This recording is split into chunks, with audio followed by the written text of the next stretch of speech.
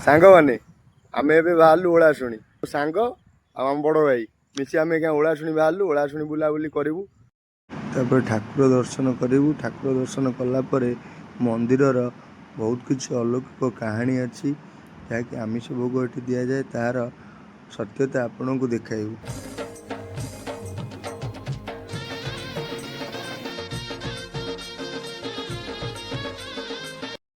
मंदिर को जीवा गले दुईटी रास्ता अच्छी गोटे पाद चला पाहाच आ गोटे बाइक कि गाड़ी नहीं जापर उपरको किंतु बाइक और गाड़ी नहीं जावा बाटा बहुत कष्ट होता है। सेठी हुशियारी गाड़ी चलवा दरकार कारण से बहुत हाइट्र पहाड़ अंका बंका रास्ता पूरा घाटी भाया होती। सांग मैंने आपड़ के भावी थे एमती आप मंदिर अच्छी जो माने शुखुआ सांगे ताड़ी दि जाए भोग रूप भगवान को किंतु यह पचर एक आश्चर्यजनक कहानी अच्छी।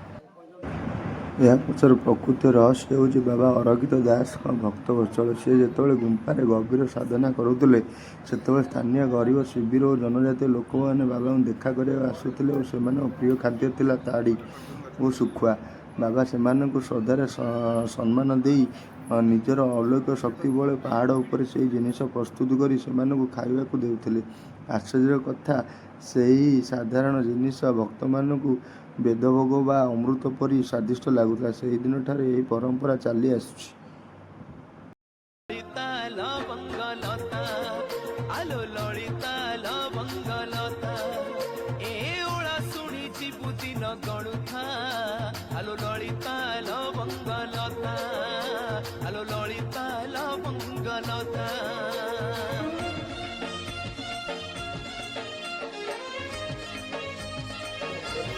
ये आसी केते खुशी लगुच मंदिर पहड़ पड़ी ठाकुर दर्शन के दर्शन कर मंदिर पहड़ खोलला नना आसिले देखु